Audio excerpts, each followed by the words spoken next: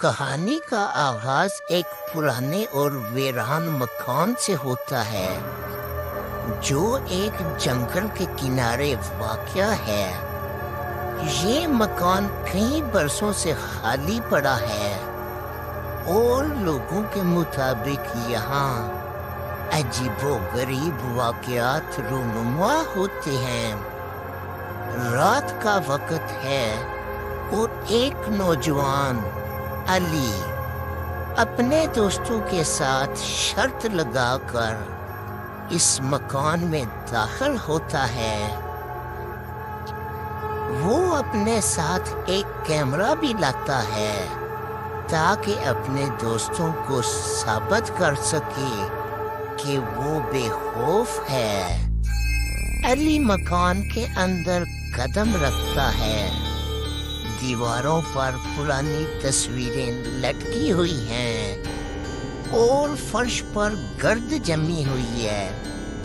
علی ایک کمرے میں داخل ہوتا ہے جہاں پر ایک پرانا آئینہ ہے۔ اچانک آئینے میں ایک پرانی عورت کا عکس نظر آتا ہے جو علی کو دیکھ رہی ہوتی ہے۔ علی چونک کر پیچھے مڑتا ہے لیکن وہاں کوئی نہیں ہوتا۔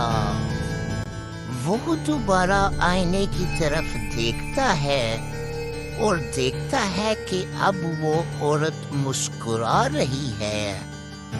علی کا دل زور زور سے دھڑکنے لگتا ہے۔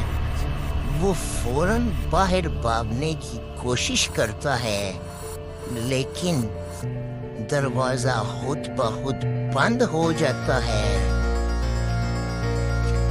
اندھیرا بڑھتا جاتا ہے اور علی کے چاروں طرف خوفناک آوازیں گونجنے لگتی ہیں۔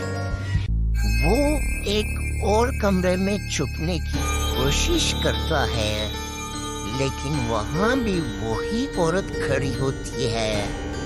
اس کی آنکھوں سے خون بہہ رہا ہوتا ہے اور وہ علی کی طرف بڑھتی ہے۔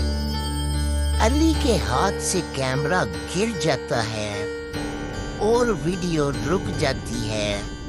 اگلے دن علی کے دوست اسے ڈھونڈنے آتے ہیں لیکن مکان خالی ہوتا ہے۔